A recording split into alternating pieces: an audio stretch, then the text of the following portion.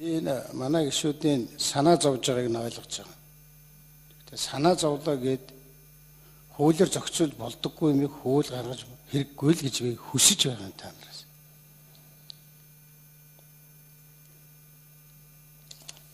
Энэ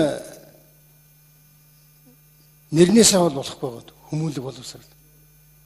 Юм уншил да дэлхийн ертөнцийн хөгжөөд явчлаа штэ. Би энэ emotional энэ юм чинь би бас хүмүүстэй мэрэгжлийн хүмүүсээс суугаад ойлголцоод яваад байна. Хууль ном чинь байгаад байна. Тэгээ тэрнээс ингээд нэг хэсгийг тасдаж аваад тусад нь хууль болгоо. Тэгээ энэ хууль гардыг бол энэ хуулийг зөрчсөн. За чи намайг хүүхдүүлгэр уншиж өгсөнгүү гэд ингээд тэгээд шийтгэхтэй. Ямар шийтгэл байгаа юм энэ дотор? Хууль гэдэг чинь бол санкцтай байхгүй юу? Энийг заавал алгадаж хийлэгдэг. Чи энийг ингэж хий, энийг ингэж хийхгүй бол чи бол ийм шийтгэл хүлээн. Энэ хаана бол шийтгэл? Мушиг биш би хууль ярьж байна. Би бүтэн уншсан учраас хэлж байна. Хаана байгаа? Энээс өөр хууль байгаа мó? Тэгэхээр энэ хууль ийм байдгүй маа. Болчихоо гэж хэлж байна. Энэ ямар шалгуур давж байгаас ч ийсэн би мэдэхгүй байна. Тэгэхээр харилцаа зохицуулах юм Монгол зөндөө байна. Өчигдөр жишээлх юм бол 200 сонгогч тутамд нэг ухуулагч байна гэд мөнгө тараахыг өөрснөө хүүлчилчихэд одоо хүүхдүүдэд болохоор чирэн жаах аятайхан хүмүүнлэг боловсрал бол мэдүүчи. Ингэж явдггүй маа. Энэ бидний үлгэрлэлээс бүх юм хамаардаг. Бидний манлайлалаас бүх юм хамаардаг.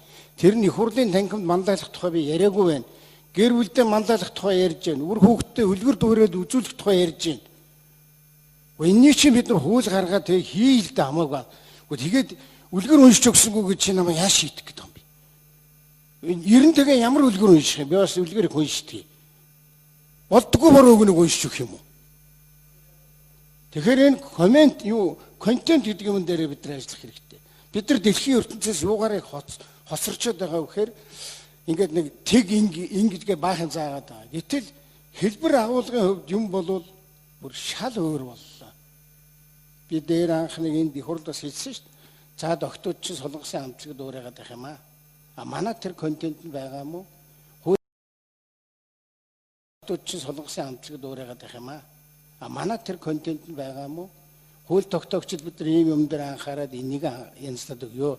Лоозонгийн шинжтэй хууль гаргаад яах юм бэ? Ийм юм би учирлаад хэлж гинэ. Тэгээ өөрснөө үлгэрлээ. Мөнгө төгрөг өгнө. Тэр хэсгийг цаашаа багийг хэсэг мэсэг болгон баах юм тараачхад хүүхдүүдэд аятайхан бай гэж хэлдэг хууль баталж болохгүй. Энэ хэрэгжигчгүй.